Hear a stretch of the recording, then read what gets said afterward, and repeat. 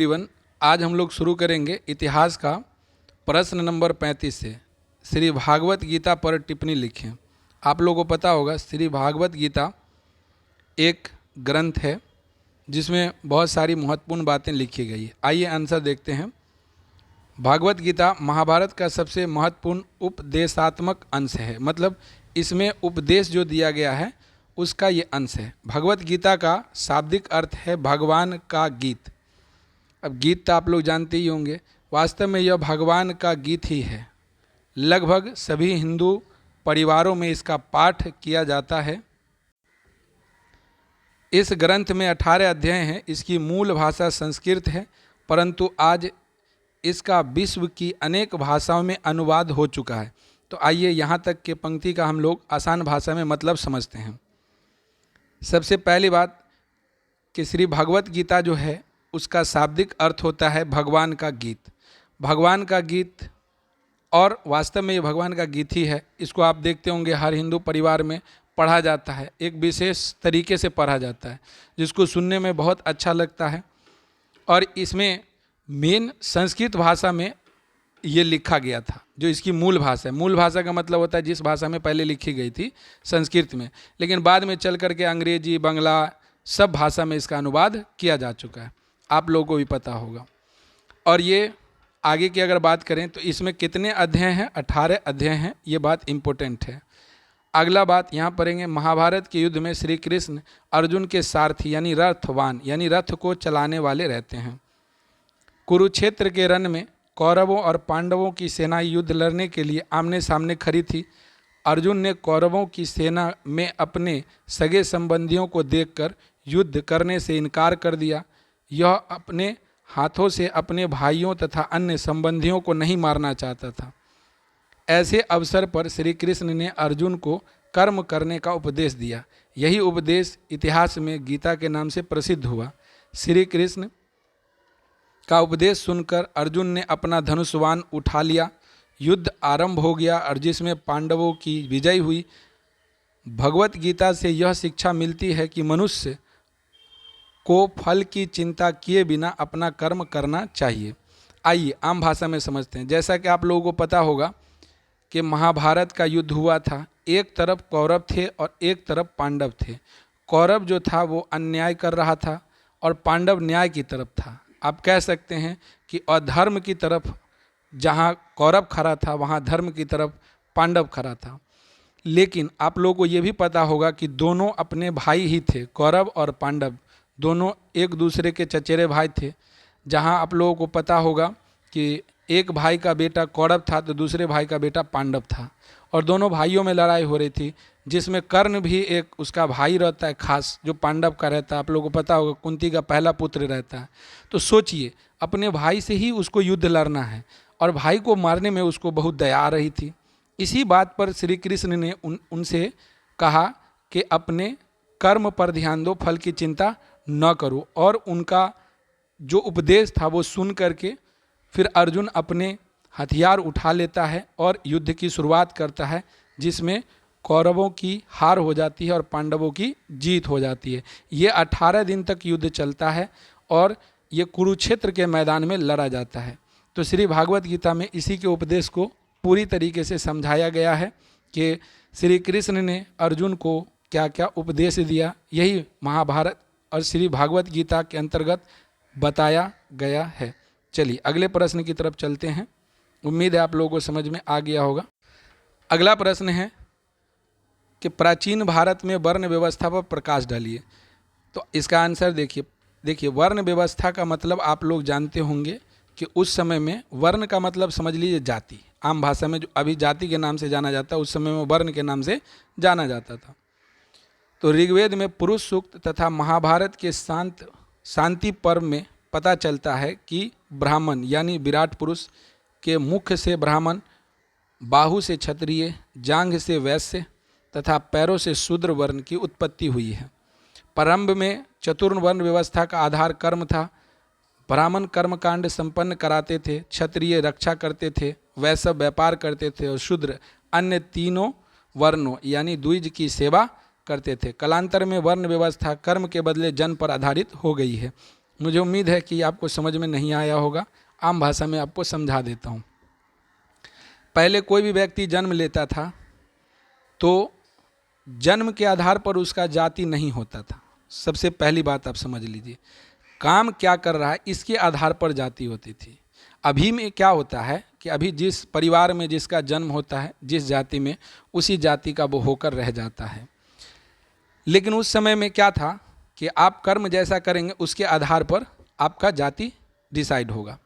तो पहला अगर हम बात करें ब्राह्मण की, तो ब्राह्मण जो होता था, जैसे वेद पुराण की जो पढ़ाई लिखाई किया करता था या जो लोग समझाया करता था उसको ब्राह्मण कहते थे। दूसरा, जो युद्ध वगैरह लड़ा करता था उसको क्षत्रिय, जो व्यापार करता था उसको वैश्य, और जो इन तीनों की सेवा करता था उसको शूद्र कहा जाता था। सबसे इम्पोर्टेंट बात, प्राचीन काल में जो वर्ण व्यवस्था थी वो 4 प्रकार की थी। ऐसा माना जाता है कि जिसका जन्म मुंह से हुआ ब्राह्मण, जिसका जन्म बाजू यानी हाथ की भुजा जिसको आप कह सकते हैं उससे हुआ वो क्षत्रिय, और जिसका जांग से हुआ वो क्या कहलाता था, वो ये वैश्य कहलाता था, और जिसका पैर से हुआ वो शूद्र कहलाता था। कुल मिला के बात यह है कि वर्ण व्यवस्था 4 प्रकार की थी प्राचीन काल में। एक था ब्राह्मण जिसका जन्म मुख से हुआ, दूसरा था क्षत्रिय जिसका जन्म बाहु यानी भुजा से हुआ, और तीसरा था वैश्य जिसका जन्म जांग से हुआ, और चौथा था शूद्र जो जिसका जन्म पैर से हुआ। और ये चारों के चारों कर्म पर आधारित थे। मतलब आपका जन्म हुआ, जन्म होने के बाद आप जिस जैसा काम करेंगे उस आधार पर आपका वर्ण निर्धारित होगा, न कि जन्म के आधार पर। तो यही बात है, इसके बारे में पूरा डिटेल। अगले प्रश्न की तरफ चलते हैं। अगला प्रश्न क्या कह रहा है? अगला प्रश्न है कि महाभारत में वर्णित विवाहों के प्रकार का वर्णन कीजिए। आप जानते होंगे महाभारत में 8 प्रकार के विवाह की बात की गई है। महाभारत, आदि पर्व और मनु स्मृति में विवाह की बात कितने प्रकार से? 8 प्रकार से। देखिए, सब विवाह का नाम याद रखिएगा। ब्राह्मण विवाह, दैव्य विवाह, अर्ष विवाह, प्रजापत्य विवाह, असुर विवाह, गंधर्व विवाह, राक्षस विवाह, पैशाच विवाह। इसमें 4 जो पहला वाला है वो अच्छा माना जाता है, और जो अंतिम का 4 है वो खराब माना जाता है, निंदनीय, बुरा माना जाता है। तो 4 कौन कौन हो गया? ब्राह्मण, दैव, अर्ष और प्रजापति। ये चारों अच्छा विवाह की कैटेगरी में है। बाकी ये जो चारों देख रहे, असुर विवाह, गंधर्व विवाह, राक्षस विवाह और पैशाच विवाह, ये चारों बुरा विवाह के अंतर्गत आता है। चलिए अगले प्रश्न की तरफ चलते हैं। चलिए अगला प्रश्न है कि त्रिपिटक कितने हैं, उनके नाम और विशेषता लिखें। आप जानते होंगे, नाम से पता चल रहा है त्रिपिटक मतलब 3 गो पिटक होगा। एक का नाम है सूत पिटक, एक का नाम है विनय पिटक और एक का नाम है अभिधम पिटक। इसलिए इसको त्रिपिटक के नाम से जाना जाता है। गौतम बुद्ध के निर्वाण के बाद इसकी रचना हुई थी। मतलब जब बुद्ध इस पृथ्वी से चले गए थे तब इसकी रचना हुई थी, ताकि कैसा नियम होगा, बौद्ध धर्म में किस प्रकार से लोग रहेंगे, कैसे भिक्षुक रहेंगे, कैसे चैत्य विहार इत्यादि जगहों का कैसे क्या किया जाएगा, सब विधि विधान के बारे में इस किताब में बताया गया। सूत पिटक में क्या बताया गया? बुद्ध के उपदेश को, यानी बुद्ध जितने भी उपदेश दिए थे वो सूत पिटक में लिखा गया। तो याद रखिएगा, सूत पिटक में बुद्ध का उपदेश है, जबकि विनय पिटक में बौद्ध संघ के नियम, बौद्ध धर्म में जितना नियम कानून है सबको किस में रखा गया है? विनय पिटक में। और अभिधम पिटक में बौद्ध दर्शन का विवेचन किया गया है। तो आप समझ ही गए होंगे, ये तीनों हैं और तीनों में अलग अलग बातें कही गई है। अगला प्रश्न है, जैन धर्म में जैन धर्म की महत्वपूर्ण शिक्षाओं को संक्षेप में लिखिए। अब जैन धर्म में क्या क्या शिक्षा है? देखिए, बहुत आसान है। जैन धर्म की सबसे महत्वपूर्ण शिक्षा या अवधारणा क्या है कि यह संपूर्ण विश्व में प्राणवान है। इसके अनुसार यह मानता है कि पूरी दुनिया में प्राण है, यानी जान है, सजीव है। यहाँ तक कि पत्थर हो, चट्टान हो, जल, ये सब में जीवन है, ये मानता है। दूसरी बात, जीवों के प्रति अहिंसा, खासकर इंसानों, जानवर, पेड़ पौधा और कीड़े मकोड़ों को न मारना जैन दर्शन का एकदम मुख्य केंद्र है। अहिंसा ही सबसे बड़ा धर्म माना गया है। वस्तुतः जैन अहिंसा के सिद्धांत ने संपूर्ण भारतीय चिंतन परंपरा को प्रभावित किया। आप जानते होंगे गांधी जी भी अहिंसा को मानते थे। जैन धर्म में अहिंसा को सबसे बड़ा धर्म माना गया। अगला पॉइंट अगर देखेंगे तो अगला पॉइंट है, जैन के अनुसार जन्म और पुनर्जन्म का चक्र कर्म द्वारा निर्धारित होता है। इसका मतलब ये हुआ कि आप जैसा कर्म करेंगे उसी के अनुसार आपको जन्म मिलेगा। कर्म के चक्र से मुक्ति के लिए त्याग और तपस्या जरूरत होती है। मतलब आप चाहते हैं कि जन्म मरण का आपके साथ मामला ख़त्म हो जाए, तो उसके लिए आपको खास तरीके की तपस्या और तप करना पड़ेगा। यह संसार के त्याग से ही संभव हो पाता है, मतलब जिस संसार में आप जी रहे हैं उसी समय त्याग करेंगे तो ये संभव होगा। इसलिए मुक्ति के लिए विहारों में निवास करना, विहार समझ रहे होंगे, रहने की जगह होती है, एक अनिवार्य नियम बन गया। जैन धर्म में साधु और साध्वी 5 व्रत रखते थे। आप जानते होंगे, हत्या न करना, चोरी न करना, झूठ न बोलना, धन संग्रह न करना और आचार्य और धन संग्रह नहीं करना, ये 5 चीज़ें मानते थे। आप इसको देखिएगा, ज़्यादातर किताब में लिखा रहता है अहिंसा। अहिंसा एक पहला चीज़ लिखा रहेगा, अहिंसा। दूसरा लिखा रहेगा सत्य, अहिंसा, अपरिग्रह, उसके बाद जो है ना चोरी ना करना, ये सब लिखा हुआ रहेगा 5 चीज़। तो आप समझ जाइएगा कि वही चीज़ है। अब आते हैं अगले की तरफ। अगला क्या है प्रश्न, कि जैन धर्म में त्रिरत्न के बारे में जानिए। आप जानते होंगे त्रिरत्न में साम्यक ज्ञान, साम्यक दर्शन और साम्यक आचरण, यही 3 चीज़ को त्रिरत्न कहा जाता है। साम्यक ज्ञान का मतलब सच्चा और पूरा ज्ञान होना जरूरी। आप जानते होंगे अधूरा ज्ञान खतरनाक होता है, इसीलिए पूरा ज्ञान ही अच्छा होता है। सत्य में विश्वास एवं यथार्थ ज्ञान की प्रति श्रद्धा ही साम्यक दर्शन है। ऐसा दर्शन जिसमें आपको सच्चा ज्ञान और सच्चे विश्वास की तरफ आपको मानना होगा। साम्यक आचरण का मतलब होता है सच्चा आचरण, संसार के विषम सुख दुख के प्रति समान भाव होना चाहिए आपका। आप देखते होंगे कि सुख में व्यक्ति कोई और व्यवहार रखता है और दुख में कोई और, लेकिन साम्यक आचरण का मतलब होता है चाहे सुख हो चाहे दुख हो, सभी में एक जैसा व्यवहार रखना। अगले प्रश्न की तरफ चलते हैं। श्वेतांबर और दिगंबर में क्या अंतर है? आपको पता होगा कि श्वेतांबर और दिगंबर जैन धर्म के ही 2 भाग हैं। महावीर स्वामी की 468 ईसा पूर्व मृत्यु के पश्चात लगभग 2 वर्षों के बाद ही मगध में भीषण अकाल पड़ गया। अब जानते होंगे अकाल का मतलब क्या होता है, खाने पीने की बहुत कमी हो गई। भद्रबाहु एक आदमी थे, उनके नेतृत्व में कुछ जैन लोग दक्षिण भारत में चले गए और एक सुतुल भद्र था, उसके नेतृत्व में कुछ लोग मगध में ही रह गए। अब ये दोनों अलग अलग क्षेत्र में जाने की वजह से इनकी विचारधारा अलग हो गई। जो सुतुल भद्र के अनुयायी थे वो श्वेत कपड़ा पहन करके रहने लगे, उसे श्वेतांबर कहा गया। और ये लोग कैसे थे, कुछ उदार एवं सुधारवादी हो गए। ये पार्श्वनाथ के अनुयायी थे, यही श्वेतांबर कहलाए। और दिगंबर देखिए भद्रबाहु के अनुयायी थे, महावीर स्वामी के कट्टर अनुयायी बने रहे। वे नगन रहते थे, नगन मतलब बिना वस्त्र के रहते थे, जैन धर्म के सिद्धांत का सख्ती से पालन करते थे और ये लोग दिगंबर कहलाए। तो आप समझ गए होंगे जो असल में जैन धर्म के मामले में ये दिगंबर लोग ही हैं जो कि महावीर स्वामी के कहने सुनने पर चलते थे। बाकी जो उससे पहले 23वें गुरु थे उनके कहने पर जो चलते थे वो श्वेतांबर में रह गए। अगला प्रश्न देखेंगे, वर्धमान महावीर के उपदेशों को लिखिए। तो वर्धमान महावीर के उपदेश क्या क्या थे समझिए। शिक्षा एवं सिद्धांत, ये पूछा जाता है कि जैन धर्म की शिक्षा एवं सिद्धांत को लिखिए। तो इसमें उपदेश कहिए, शिक्षा कहिए, सिद्धांत कहिए, सभी एक ही चीज़ है। अब चलिए इसके आंसर को समझते हैं। जैन धर्म की शिक्षा बहुत सरल है, यह कर्म और उच्च आदर्शों और आवागमन के सिद्धांत पर आधारित है, मतलब आना जाना कहीं भी जाते आता रहता है। अहिंसा हो गया, मोक्ष हो गया, तपस्या हो गया और त्रिरत्न विशेष बल दिया गया ये सब चीज़ों पर। आप जानते होंगे मोक्ष की प्राप्ति करना एक प्रमुख उद्देश्य होता है, तपस्या करना। आप सुलेखना विधि का नाम सुने होंगे, जिसे चंद्रगुप्त मौर्य अब सुलेखना विधि अपना करके और अपने मोक्ष की प्राप्ति किए थे। त्रिरत्न ऊपर में बता ही दिए, साम्यक ज्ञान, साम्यक दर्शन और साम्यक आचरण। आइए शिक्षा के बारे में एक एक को जानते हैं। अहिंसा, महावीर मानते थे कि पूरे विश्व में हर चीज़ में जान होता है, चाहे वो जल हो, पत्थर हो, चट्टान हो, कुछ भी हो, पेड़ पौधा हो, सभी चीज़ में जान होता है। तो ये इसकी किसी को भी दुख नहीं पहुंचाना चाहिए, किसी को मारना काटना नहीं चाहिए, ये हो गया अहिंसा। दूसरा हो गया कर्म का सिद्धांत।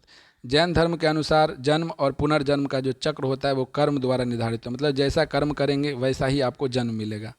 जो तीसरी शिक्षा है वो है घोर तपस्या में विश्वास। भगवान महावीर ने घोर तपस्या में विश्वास करते थे, उन्हें स्वयं भी घोर तपस्या के पश्चात ही ज्ञान की प्राप्ति हुई थी। तपस्या के द्वारा ही कर्म के चक्र से मुक्ति प्राप्त हो सकती है। इनका मानना था कि जब कठोर परिश्रम करेंगे आपके शरीर को कष्ट होगा, तभी आप संसार के ये जो जन्म मरण का चक्र है इससे मुक्ति पा सकते हैं। यज्ञ आदि में विश्वास करना, भगवान महावीर यज्ञ आदि में विश्वास नहीं करते थे। आप जानते होंगे कि बौद्ध धर्म और जैन धर्म में यज्ञ और इन सब चीज़ों पर ज़्यादा विश्वास नहीं किया जाता था। मोक्ष प्राप्ति, अब ये क्या है, तो मोक्ष की प्राप्ति अर्थात जन्म और मृत्यु के चक्र से छुटकारा पाने के लिए संसार का त्याग करना जरूरी है। इसके लिए बिहारों में निवास करना, मतलब जो उन लोगों के रहने का जगह होता है उसको बिहार बोलते हैं। अनिवार्य हो गया, मतलब परिवार से आपको दूर रहना एकांत शांत में एक जगह पर, जिसको हम बिहार कहते हैं। जैन साधु और साध्वी 5 व्रत करते थे। हत्या न करना, ऊपर में भी पढ़े हैं, चोरी न करना, झूठ न बोलना, ब्रह्मचर्य का पालन करना, मतलब शादी विवाह न करना, और धन को जमा न करना। तो ये 5 व्रत या 5 शिक्षाएं जो आप देखे हैं ऊपर में, ये जैन धर्म की सबसे महत्वपूर्ण शिक्षाएं हैं, जो जैन धर्म के लोगों के लिए अति महत्वपूर्ण हो जाता है। वैदिक साहित्य पर टिप्पणी लिखिए। अगला प्रश्न है, वैदिक आर्यों द्वारा रचित साहित्य अध्ययन निम्नलिखित शीर्षकों के अंतर्गत किया जा सकता है। आप जानते होंगे वेद जो है प्राचीनतम ग्रंथ है, और ये वेद 4 हैं, सबको याद होगा, ऋग्वेद, सामवेद, यजुर्वेद, अथर्ववेद। इन चारों को ऋग्वेद में सबसे प्राचीन माना जाता है। आप जानते होंगे कि वेद में सबसे पुराना ऋग्वेद है और सबसे नया जो है वो अथर्ववेद है। अगला पॉइंट देखिए, ब्राह्मण ग्रंथ। यज्ञ के विषय का प्रतिपादन करने वाले ग्रंथ ब्राह्मण ग्रंथ कहलाते हैं। मतलब यज्ञ के बारे में नियम कानून जो बताता है उसको ब्राह्मण ग्रंथ कहते हैं। इसमें वैदिक मंत्रों की व्याख्या और यज्ञ के विषय में प्रतिपादन किया, मतलब यज्ञ कैसे किया जाएगा इस सब बारे में जानकारी जिस किताब में दिया गया उसको ब्राह्मण ग्रंथ कहते हैं। अगला अरण्यक है, यानी जंगलों में वनों में रह करके जो ऋषि मुनि साहित्य की रचना किए थे उसको अरण्यक कहते हैं। अरण्यक का सीधा मतलब समझिए कि वनों में या जंगलों में रह करके जो लोग तपस्या करके किताबों को लिखे हैं उसी किताब का नाम अरण्यक है। उपनिषद की बात करें तो इसमें आर्यों का आध्यात्मिक और दार्शनिक चिंतन देखने को मिलता है। आर्य कैसा सोचते थे, उनके विचार क्या थे और उनका किस प्रकार का नज़रिया था, इसके बारे में बताया जाता है। चलिए अगले प्रश्न की तरफ चलते हैं। अगला प्रश्न है, 4 बौद्ध स्थल कहाँ कहाँ स्थित है। आप जानते होंगे बुद्ध को ज्ञान की प्राप्ति जहाँ जहाँ से हुई है वही 4 बौद्ध स्थल माना जाता है। पहला आप जानते होंगे जन्म उसका लुम्बिनी में हुआ था, ये कहाँ है, वर्तमान में नेपाल में। दूसरा बोधगया में इनको ज्ञान की प्राप्ति हुई थी, ये बिहार में, आप भी जानते होंगे। सारनाथ में, या ये जगह का नाम उत्तर प्रदेश है, सारनाथ जो है ये स्थान वाराणसी में, जो आप कह सकते हैं आज के डेट में बनारस के नाम से जाना जाता है, उत्तर प्रदेश में। यहाँ बुद्ध ने पहला उपदेश दिया था, ये भी आपको पता होगा। और कुशीनगर, ये कुशीनगर जो है देवरिया जगह का नाम है, उत्तर प्रदेश में ही है। यहाँ बुद्ध को निर्वाण की प्राप्ति हुई थी, मतलब यहाँ बुद्ध की मृत्यु हो गई थी। तो 4 जगह है, चारों इम्पोर्टेंट है। एक जन्म है, एक जगह ज्ञान की प्राप्ति, एक जगह पहली बार ज्ञान या उपदेश दिया गया था, और चौथी बात जो है उनकी मृत्यु से संबंधित है। आइए अगला प्रश्न जानते हैं, निर्वाण से आप क्या समझते हैं। तो चलिए अगला प्रश्न है, निर्वाण से आप क्या समझते हैं। बहुत ध्यान से समझिएगा। बौद्ध धर्म में जीवन का परम लक्ष्य निर्वाण की प्राप्ति माना जाता है।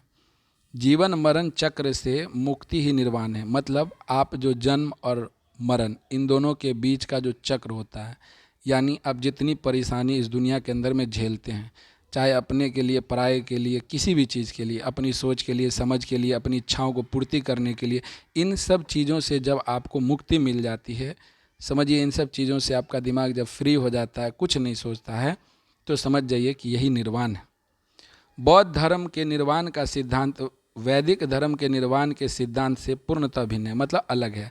वैदिक लोग अलग ढंग से निर्वाण समझते हैं और उनका मतलब अलग है निर्वाण में, और बौद्ध धर्म में अलग है। वैदिक धर्म में क्या होता है, सत्य कर्म से व्यक्ति में निहित आत्मा परमात्मा में विलीन हो जाती है। मतलब ये हुआ कि जब भी कोई अच्छा काम करेगा, सच्चा काम करेगा, तो वो समझ लीजिए कि ईश्वर में विलीन आत्मा है। मतलब उसकी आत्मा और ईश्वर में कोई अंतर नहीं रहता, और पुनर्जन्म के चक्र से मुक्ति मिल जाती है। मतलब उसको फिर पुनर्जन्म नहीं लेना पड़ेगा। यानी अच्छे कर्म करके जाइए, एक बार फिक्स से आप ईश्वर में विलीन हो चुके हैं, आपका कोई दिक्कत परेशानी नहीं, सब समाप्त हो गया। मृत्यु पर ही निर्वाण संभव है, अर्थात आप कह सकते हैं कि मर जाने के बाद इंसान को निर्वाण की प्राप्ति हो गई। जबकि बौद्ध धर्म के अनुसार निर्वाण इसी जन्म में प्राप्त किया जा सकता है, जबकि महापरिनिर्वाण मृत्यु के बाद ही संभव है। तो आप बात समझ गए होंगे। जब बुद्ध को ज्ञान की प्राप्ति हो जाती है, अर्थात दुनिया के सुख दुख में कोई अंतर नहीं रह जाता उनके मन में, तो समझ जाइए कि उसका निर्वाण हुआ। और जब उनका शरीर इस पृथ्वी को छोड़ कर जाएगा, मृत्यु होगी, तो उसे महापरिनिर्वाण कहा जाएगा। तो वैदिक में अलग कंसेप्ट है और इसमें अलग कंसेप्ट है। तो दोनों में बहुत पेचीदगी है, आप ध्यान से समझिएगा। देखिए, जब आप अच्छा कर्म करके मरते हैं तो आपकी आत्मा ईश्वर में विलीन हो जाएगी, और जब बुरा कर्म करते हैं तब आपकी आत्मा भटकती रहती है और फिर से आपका जन्म हो जाता है। अर्थात यही है, मेरे शब्दों पर अगर कोई अंतर आ गया हो तो आप लोग खुद से भी अपना कंसेप्ट अपने बड़े बुजुर्गों से ले सकते हैं। चलिए आइए अगला प्रश्न समझते हैं। बौद्ध धर्म और जैन धर्म की शिक्षाओं में अंतर और समानता क्या क्या अंतर है और क्या क्या समानता। आइए, बौद्ध धर्म है और इधर जैन धर्म है। देखिए, बौद्ध धर्म में ईश्वर के अस्तित्व के विषय में मौन है और जैन धर्म में ईश्वर के अस्तित्व को बिल्कुल नहीं मानता। मतलब देखिए, दोनों में बहुत का फर्क हो गया। मौन का मतलब होता है कुछ न बोलना, न हाँ बोलना न बोलना, लेकिन यहाँ पर बिल्कुल नहीं मानना मतलब हो गया एकदम नहीं मानता, और ये मानता है कि नहीं मानता है इस बात को स्पष्ट ही नहीं किया। तो आप समझ सकते हैं दोनों में अंतर है।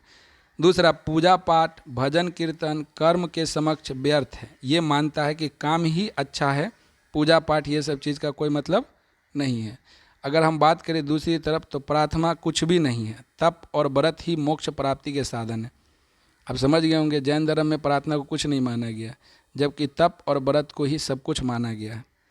अगला देखेंगे, अहिंसा सबसे बड़ा धर्म है, यज्ञ आदि में इसका विश्वास नहीं है।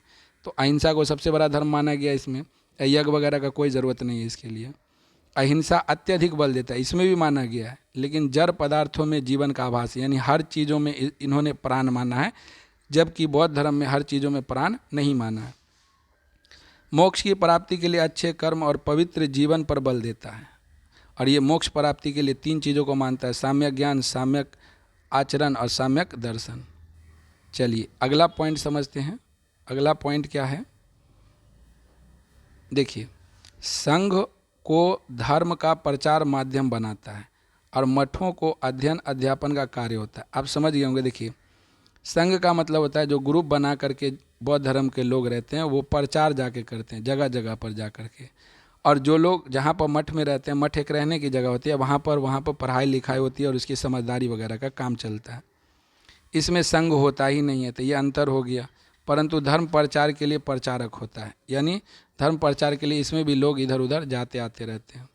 बौद्ध धर्म का विस्तार जो है देश विदेश दोनों पर हुआ, और एशिया के कई देशों में इसका, आप जानते होंगे बौद्ध धर्म को मानने वाले लोग अलग अलग देशों में भी है। लेकिन जैन धर्म सिर्फ भारत में ही फला फूला, विदेश में इसकी कोई चर्चा नहीं है। अगले प्रश्न की तरफ चलते हैं। अगले प्रश्न की तरफ चलते हैं। महायान संप्रदाय के विषय में आप क्या जानते हैं। आप जानते होंगे बौद्ध धर्म जो है उसी का एक भाग है, हीनयान है, महायान है। तो महायान क्या है, तो महायान संप्रदाय के अनुयायी बौद्ध धर्म को सरल बनाना चाहते थे। ये लोग भगवान बुद्ध की मूर्ति की पूजा करते थे, और इस संप्रदाय के लोगों ने धीरे धीरे अहिंसा के सिद्धांतों और नैतिकता आदि पर जोर दिया।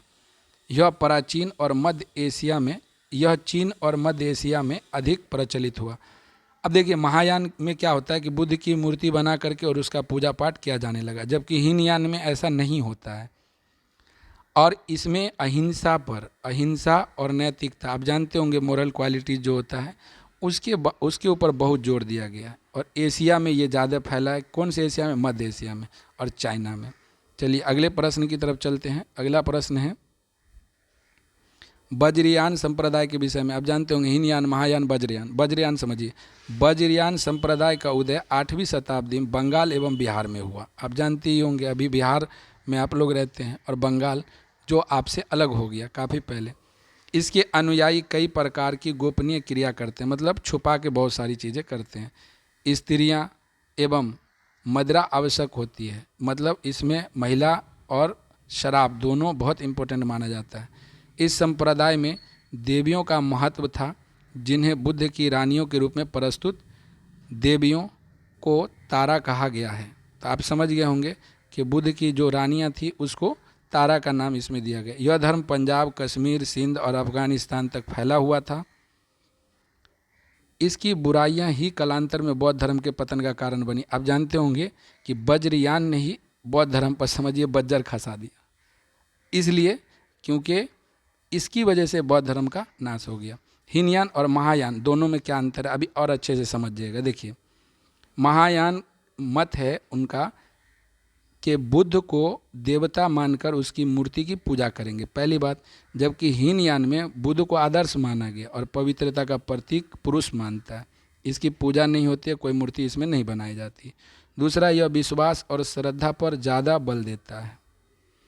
इसमें किसी भी बात को तर्क की कसौटी पर कसकर विश्वास करते हैं, यानी बिना लॉजिक का इसमें कोई चीज़ नहीं माना जाएगा। महायान मत के अनुयायी संस्कृत भाषा का प्रयोग करते हैं। जो महायान वाले लोग हैं वो संस्कृत का, जबकि हीनयान वाले जितना भी पूरा साहित्य पाली भाषा में लिखे। देखिए भाषा में अंतर है, हीनयान में भाषा पाली है जबकि महायान में भाषा संस्कृत है। जीवन का लक्ष्य प्राप्त करने के लिए धार्मिक नियमों का पालन करना जरूरी समझते हैं, जबकि जीवन का लक्ष्य प्राप्त करने के लिए शुद्ध तथा अच्छे कर्म पर बल देता है। इसमें कर्म पर बल देता है, जबकि इसमें धार्मिक नियमों को फॉलो करना ज़्यादा इम्पोर्टेंट माना जाता है। चलिए अगले प्रश्न की तरफ चलते हैं।